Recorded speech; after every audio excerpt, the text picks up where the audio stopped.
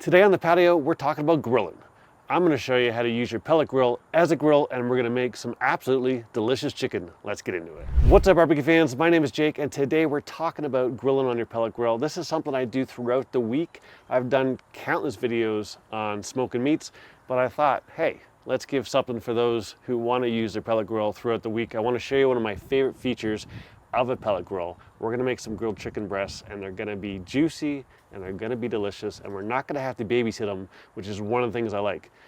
If you're new to the pellet grill world, or maybe you've been here for a little while and you're looking to step up your pellet grill game, I got you covered. In fact, I just launched a new website. Check out pelletgrillsecrets.com, and if you're really looking to level up your skills, go to pelletgrillsecrets.com/level up, and you can check out my mastery bundle. First things we got to do, we got to get our grill prepped, right? I have the stainless steel upgrade for my Yoder. If you have the wired ones, the default ones that come with a Yoder, totally okay. They will actually work better for this process. The stainless steel ones are a little bit more insulated than the other ones. So if you're using the stainless steel ones like I am, make sure you give them a good cleaning. Turn them over on the back, give them a good scrape, turn them over on the top, and give them another good scrape, because what's going to happen, all that buildup is going to actually insulate, and we're not going to be able to get the searing effect that we're looking for on the outside of our chicken. So give them a good scrape, and then all we do is we make sure that our firebox is clean. We turn on our Yoder. You can see the default temperature is 350. If we just push in, you can actually go in multiples of 25, and we're going to go up to 550. So now what we're going to do is we're going to let our Yoder come up to temperature. Now we've set it at 550. Because I've got the stainless steel grates in there, they absorb a little bit of heat. I like to have it a little higher. If you have the stock grates on there, this will work perfectly around 475. Hotter is fine, but it will work at 475, no problem. The key thing here is we got to wait for our Yoder to ignite. Then we got to wait till it comes up to temperature, and then we're going to preheat it for a good 10 or 15 minutes. I want it hot because we're going to take advantage of some of that heat to get a nice little sear on our chicken breast. So we're good and preheated. It's been about 40 minutes. Let's talk chicken. So first thing I want to tell you is that this has been sitting in the fridge until 32 seconds ago. I want this ice cold because when I put it on the grates there, I want it to have time to build up that crust underneath and not overcook my chicken. If you have it sitting on the countertop, it's going to come down in temperature. It's going to cook a little quicker. You won't have time to develop the char on the outside that we're looking for. I'm not saying it's going to be a ton of char, but I do like to get some color on my chicken.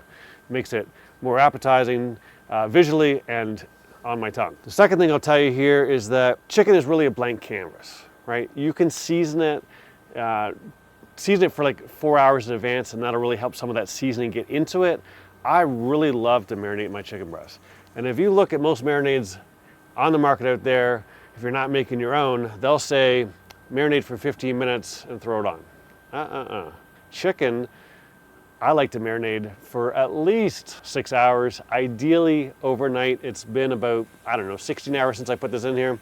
What's gonna happen is I'm gonna have some amazing flavor, I'm gonna have some tender chicken, and I'm gonna have some juicy chicken, provided you cook right. We're gonna talk about that in a second. But I'm a big fan of marinating the heck out of some chicken. What I do is if you're using a store-bought marinade, I like to cover it, and then when I put it in here, I take a fork and I jam it in there so I can kind of push some of that on the inside, and then I'll flip it over, do the same thing, and then I'll put it in the fridge, and then halfway through, whatever time the marinade is, maybe I'll flip it around if I have time and I remember, just to make sure that all sides get seasoned, and then we just sit in here. If you're using like a marinade out of a packet, most of them require some oil. Because we're going to be doing a high temp sear here, I didn't use olive oil, I used avocado oil. Olive oil, I see people use this all the time. They put olive oil on it and then they grill at like 400, 500, 600 degrees. You're burning olive oil at that point. It's not going to taste good. So you want to use a high temp oil. So we've got avocado oil in here. Anyhow, what we're going to do now is we're going to put this directly on the grate over top of our firebox. So if you're not using a Yoder and you've got something where the firebox is in the middle, put it right in the middle. We want all that heat coming on up from underneath, hitting our chicken. All right. Now on the Yoder, our firebox is right here. The last half of the firebox is the hottest spot. That's exactly where we're going to go, and we're going to put these presentation side down. All right, so there's the side on the bottom. We want and it's got the different texture to it. I want the breast side down because that's going to be the longest side.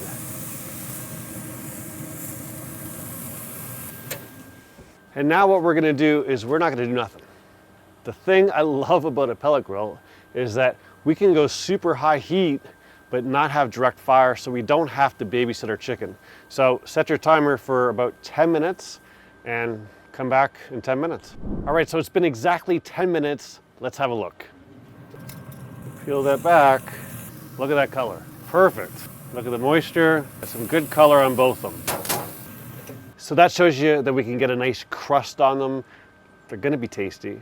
Now, the secret to juicy chicken is to not overcook it. All right, so now what we're gonna do, if you've got like traditional grocery store, larger, thicker breasts, you can usually get away with 10 minutes per side.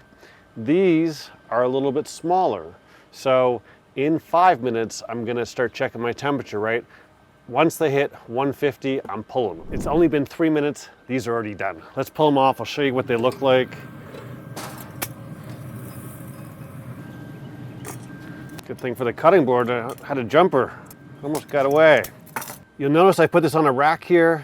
The reason why I do that is because if you put this directly on a plate, what'll happen, and this is any meat, I do this with steaks as well, as the plate warms up, it actually extracts a little bit of moisture out of the steak or the chicken, whatever. You're still gonna have some juices that drip out, but this is gonna help maximize the juiciness in your chicken.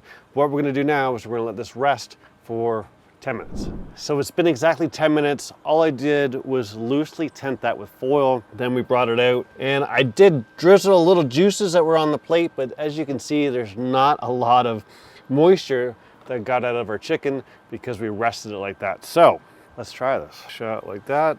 Look at how moist that chicken is. So tender, didn't even get to the bottom, it just kind of fell apart. But you can see the amount of moisture that's in there. More importantly, the fact that I marinated this in a zesty Italian marinade overnight, it is absolutely delicious. Now, one thing I want to point out, we used some Bear Mountain mesquite pellets in here. When you're doing some high temp grilling like this, I do like to use a heavier pellet because I can get a little bit of flavor in there. I mean, it's a really clean fire, so you're not going to get a ton, but every little bit helps. If you're looking to make some amazing chicken breasts, this is how you do it. Hopefully you got some value out of this video. Hey, if you want to learn how to make the most amazing pulled pork in your life, check out this video right here. I'll see you soon.